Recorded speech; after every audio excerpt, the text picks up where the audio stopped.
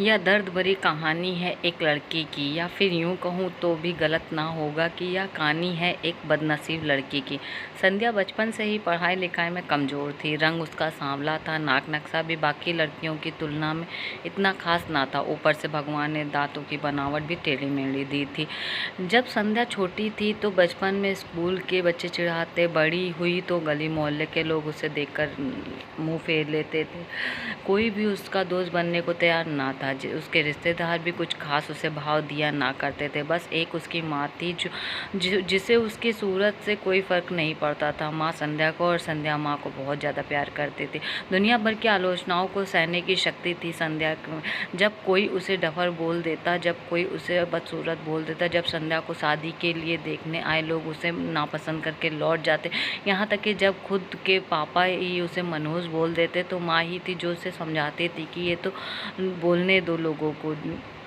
भगवान के किए इतने सारे अन्यायों के बावजूद संध्या जीना सीख गई थी। वह बहुत खुश थी, खुद ठहाके लगाती और हंसा करती थी, दूसरों को भी हंसाया करती थी। उसे खाना बनाने में बहुत मज़ा आता था, और न सिर्फ खाना बनाने में मज़ा आता था, उसका बनाया हुआ खाना तो जो स्वाद लाता था वो लोगों को तृप्त कर देता था।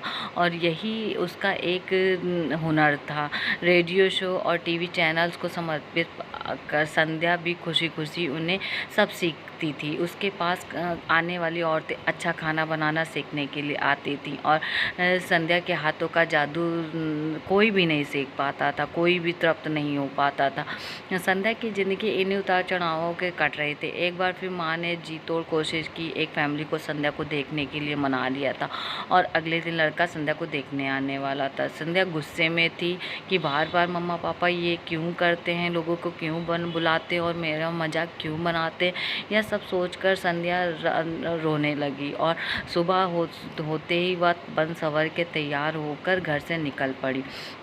जब संध्या घर से निकली तो उस समय किसी को भी उसने नहीं बताया, और चुपचाप वहाँ से निकल गई। जब देखने के लिए लोग आए तो उन्होंने भी संध्या को वहाँ नहीं पाया, तो बाप को और माँ को काफ़ी खरी खोटी सुनाई। खरी खोटी सुनाने के बाद जब वो लोग चले गए तो संध्या के पापा ने उसकी माँ को भी बहुत ज़्यादा खरी खोटी सुनाई।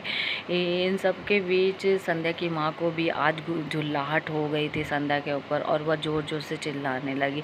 वह संध्या की आने का इंतज़ार करने लगी। जब संध्या आई तो संध्या को उसने सारी बात बताई, और उसके ऊपर गुस्सा हुई। सब्जी काटती जा रही थी, संध्या के ऊपर चिल्लाती जा रही थी, उसकी तरफ देख भी नहीं रही थी। तुम पैदा मनहूस हुई थी, सच कहते थे लोग, यही सब उसको सुनाती थी।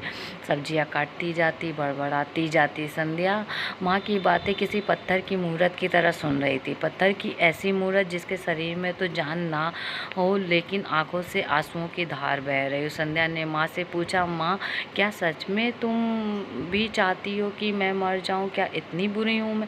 अभी भी गुस्सा सवार होने की वजह से माँ ने कह दिया हाँ। बिना एक पल भी सोचे संध्या ने सीधा अपने कमरे में जाकर कमरा अंदर से बंद कर लिया था, और 1-2 मिनट बाद गुस्सा थोड़ा शांत होने पर माँ को अपनी गलती का एहसास हुआ तो संध्या के रूम की तरफ गई। उन्हें पता चला कि संध्या रूम अंदर से बंद है। गुस्से में कुछ ना कर पाने के लिए इसलिए माँ ने तुरंत पापा को बुलाया। दोनों ने काफ़ी दरवाज़ा खोलने की कोशिश की, लेकिन नाकामयाब हो गए। दरवाज़ा तोड़ दिया। अपने स्कार्फ से फांसी का फंदा तैयार कर संध्या पंखे से लटक रही थी। ज़्यादा वक्त नहीं हुआ था, वह सिर्फ बेहोश हुई थी। माँ पापा ने तुरंत उसे पंखे से उतारा और डॉक्टर को फ़ोन किया।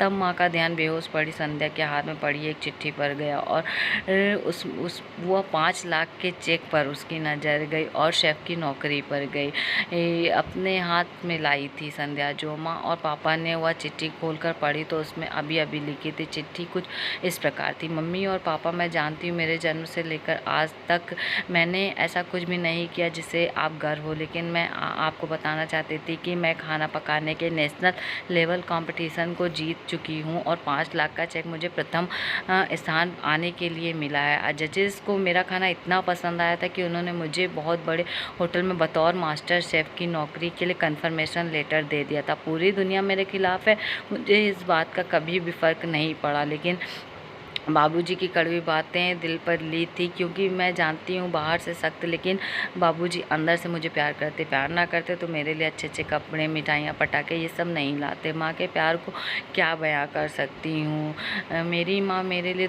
सारी दुनिया है। इस तरह मेरी माँ मेरे साथ नहीं है तो मेरी दुनिया मेरे साथ नहीं, इसलिए मैं आज दुनिया को अलविदा कह कर जा रही हूँ। माँ के प्यार को कोई बयान नहीं कर सकता। जब माँ मेरे साथ होती तो मुझे किसी बात की परवाह ना थी। मेरी माँ मेरी थी, इसलिए मुझे किसी बात की ज़रूरत नहीं थी। मेरी माँ मेरे साथ नहीं तो दुनिया मेरे साथ नहीं। चिट्ठी पढ़ते पढ़ते माँ और पापा सर से पाँव तक पछतावे में डूब गए थे और बेहोश पड़ी संध्या के सर पर हाथ फेरते हुए फूट फूट कर रो रहे थे। दोस्तों, ऐसी ही और कहानियों के लिए सब्सक्राइब करें, मेरे चैनल को लाइक करें।